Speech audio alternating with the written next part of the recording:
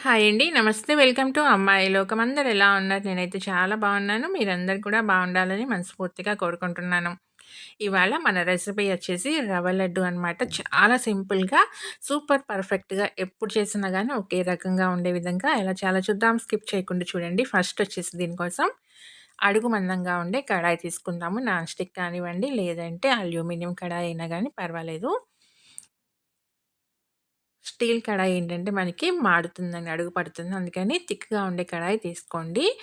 ఇక్కడ 4 కప్పులు రవ్వ తీసుకున్నాం మనం. ఇప్పుడు దీన్నొచ్చేసి లో ఫ్లేమ్ మీద వేయించుకుందామండి. రంగు మారకూడదు, కానీ రవ్వ అయితే వేగాలనమాట.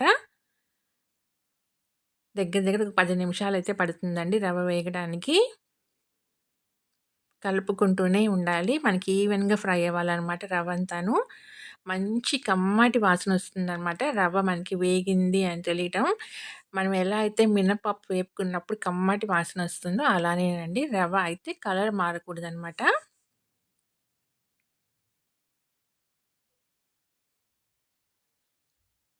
మనకి పచ్చి వాసనంతా పోయి చక్కగా కమ్మటి వాసనొస్తుంది రవ్వ వేగిందని.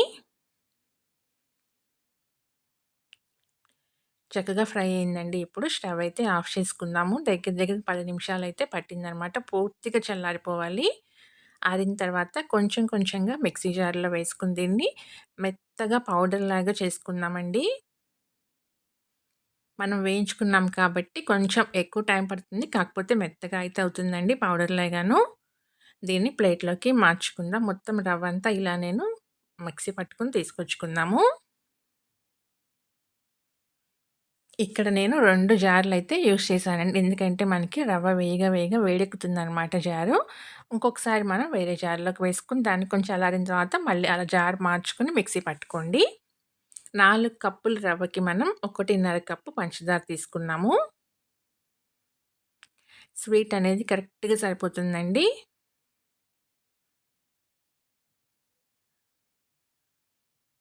ఒక 7 దాకా యాలక్కాయలు వేసుకుందాము. వేసి దీన్ని మెత్తగా పౌడర్‌లాగా చేసుకొని తెచ్చుకుందాం. ఇప్పుడు దీన్ని కూడా రవ్వతో పాటు కలిపేసుకుందామండి. రవ్వ పౌడర్‌తో పాటు. ఇప్పుడు రవ్వ, పంచదార మొత్తం మంచిగా కలిసే విధంగా కలుపుకుందాం. చాలా ఈజీ రెసిపీ అండి. ఎలా ఎవ్వరు చేసినా గానీ రవ్వ లడ్డు అనేది ఫెయిల్ అయ్యే ఛాన్సే లేదనమాట. చాలా టేస్టీగా ఉంటుంది. ఒక్కసారి మీరు ఇలా రవ్వ లడ్డు గనుక చేసి చూసారు అంటే, ఇలానే చేస్తారనమాట. ఎప్పుడు రవ్వ లడ్డు చేసినా గానీ అంత టేస్టీగా ఉంటుంది. మీరు చెప్తే తప్ప తెలీదనమాట. ఇది రవ్వ లడ్డూని అంత కమ్మగా ఉంటాయండి. ఒకసారి ట్రై చేసి చూడండి. కలుపుకున్న తర్వాత నెయ్యొచ్చేసి మొత్తం 200 ఎంఎల్ నెయ్యయితే పడుతుందండి. 4 కప్పులు రవ్వ, 1:30 కప్పు పంచదార తీసుకున్నాము. దానికి 200 ఎంఎల్ నెయ్యి పడుతుందనమాట. దానిలో కొంచెం కొంచెంగా మనం వేసి ముందు ఎండు కొబ్బరి ముక్కలు వేపుకుందాము. సన్నగా తరిగిన ఎండు కొబ్బరి తీసుకున్నామండి ఇక్కడ మనం. మీరు తీసుకునే రవ్వ క్వాంటిటీ తగినట్టుగా నట్స్ అనేది యాడ్ చేసుకోండి. ఎండు కొబ్బరి కానివ్వండి, జీడిపప్పు, బాదం పప్పు మీకు నచ్చిన డ్రై ఫ్రూట్స్ మీరు యాడ్ చేసుకోవచ్చు. ఇక్కడ నేను జీడిపప్పు, కిస్మిస్, ఎండు కొబ్బరి ముక్కలు మాత్రమే వేశాననమాట. స్టవ్ వచ్చేసి లో ఫ్లేమ్‌లో పెట్టుకొని కొబ్బరి ముక్కలు ఎర్రగా వేగిందాక వేపుకుందాము.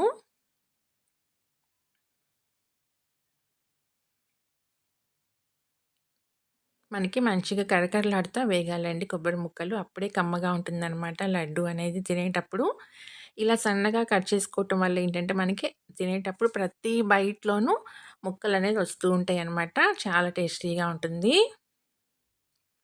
ఇప్పుడు వేగిపోయినాయండి చూసారు కదా! దీన్ని మనం ప్లేట్‌లోకి మార్చుకుందాం. కడాయిలో మళ్ళీ కొంచెం నూనె వేసుకొని, జీడిపప్పులు కూడా అంతేనండి చిన్న చిన్న ముక్కలుగా విరగ్గొట్టుకున్నామనమాట. ఇవి కూడా ఎర్రగా వచ్చేటట్టుగా వేపుకుందాము. కొంచెం వేగిన తర్వాత కిస్మిస్ కూడా వేసుకుందామండి కొంచెం.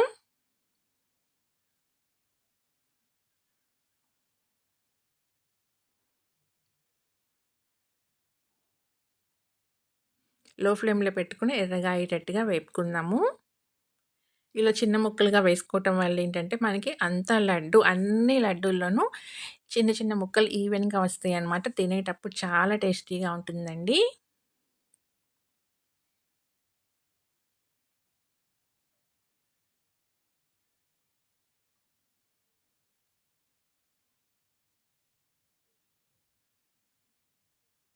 ఇప్పుడు స్టవ్ అయితే ఆఫ్ చేసేసుకుందాము.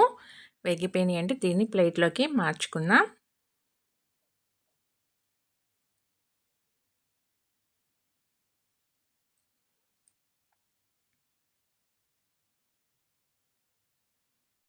ఇలా మార్చుకున్న తర్వాత అదే కడాయిలో ఇంకొంచెం నెయ్యి వేసి దీన్ని నెయ్యి కూడా కరగపెట్టుకొని పక్కన పెట్టుకుందామండి. ఒక్క చిటికెడు ఉప్పు వేసుకున్నాము. టేస్ట్ చాలా బావుంటుంది. స్వీట్ కాబట్టి. షుగర్‌తో చేసుకునే మీరు ఏ స్వీట్‌లో అయినా కానీ చిటికెడు ఉప్పు వేసుకున్నారంటే టేస్ట్ చాలా బావుంటుంది. ఇవి వేడిగా ఉన్నాయి కాబట్టి ముక్కలు స్పూన్ పెట్టి కలుపుకుందామండి ఒకసారి.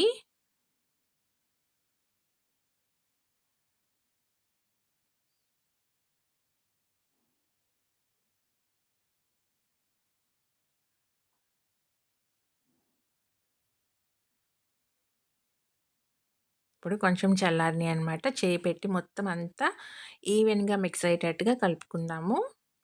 ఈ నట్స్ అన్నీ మొత్తం పిండిలో కలిసేటట్టుగా కలుపుకుందామండి. ఇప్పుడు మనం నెయ్యి కాగపెట్టి పక్కన పెట్టుకున్నాం కదా! దాన్ని కూడా వేసేసుకుందాము.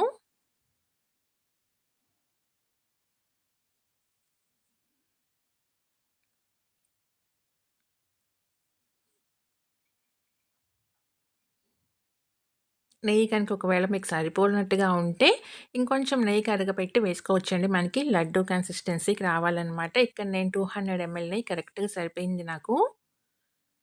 చాలా వేడిగా ఉందండి. చూసి జాగ్రత్తగా కలుపుకోవాలి.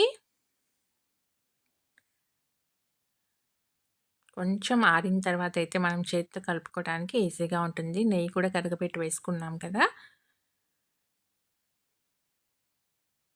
మొత్తం నెయ్యంతా పిండికి బాగా చక్కగా పట్టేటట్టు కలుపుకుందామండి. ప్రెస్ చేస్తాను.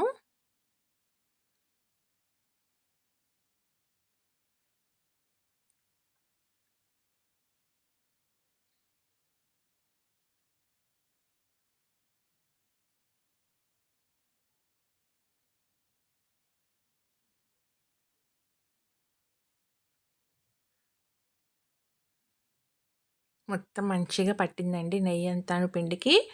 ఇప్పుడు మనం కావాల్సిన సైజులో వచ్చి లడ్డూల్లాగా ప్రిపేర్ చేసుకోవటమేనండి.